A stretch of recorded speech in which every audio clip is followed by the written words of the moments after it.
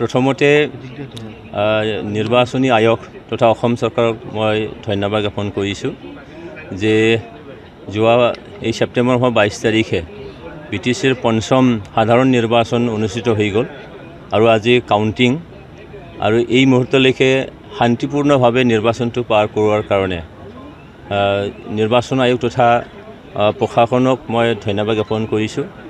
আশা কৰিছোঁ আজি কাউণ্টিংটো ভালে পাৰ হ'বগৈ আৰু এই কাউণ্টিঙৰ যোগেদি নতুন চৰকাৰ আমি পাবলৈ গৈ আছোঁ বিটিচিত আৰু সেই চৰকাৰ নিশ্চিতভাৱে প্ৰমোদ বড়ো ডাঙৰীয়াৰ নেতৃত্বত চৰকাৰ হ'বলৈ গৈ আছে আৰু এই আশা নিশ্চয় আশাযুক্ত নহয়, সেইটোৱে মোৰ ভৰসা। আমি মেজিক নাম্বাৰ পাৰ কৰিম, মেজিক নাম্বাৰটো পাৰ কৰিম আৰু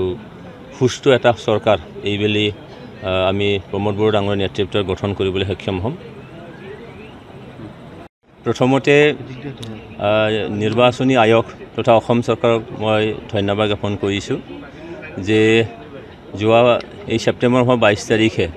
বিটিচিৰ পঞ্চম সাধাৰণ নিৰ্বাচন অনুষ্ঠিত হৈ গ'ল আৰু আজি কাউণ্টিং আৰু এই মুহূৰ্তলৈকে শান্তিপূৰ্ণভাৱে নিৰ্বাচনটো পাৰ কৰোৱাৰ কাৰণে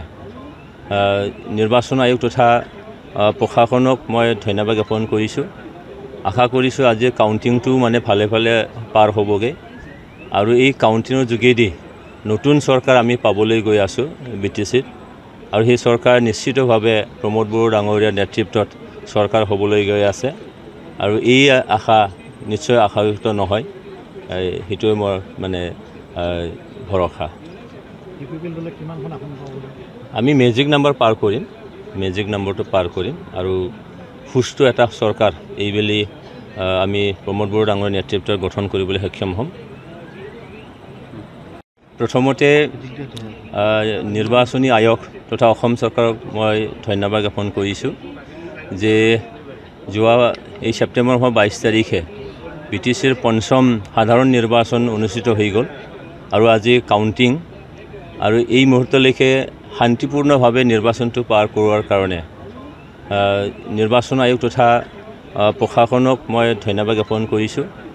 আশা কৰিছোঁ আজি কাউণ্টিংটো ভালে পাৰ হ'বগৈ আৰু এই কাউণ্টিঙৰ যোগেদি নতুন চৰকাৰ আমি পাবলৈ গৈ আছোঁ বিটিচিত আৰু সেই চৰকাৰ নিশ্চিতভাৱে প্ৰমোদ বড়ো ডাঙৰীয়াৰ নেতৃত্বত চৰকাৰ হ'বলৈ গৈ আছে আৰু এই আশা নিশ্চয় আশাযুক্ত নহয়, সেইটোৱে মোৰ ভৰসা। আমি মেজিক নাম্বাৰ পাৰ কৰিম, মেজিক নাম্বাৰটো পাৰ কৰিম আৰু সুস্থ এটা চৰকাৰ এইবেলি আমি প্ৰমোদ বড়ো ডাঙৰীয়াৰ নেতৃত্বত গঠন কৰিবলৈ সক্ষম হ'ম।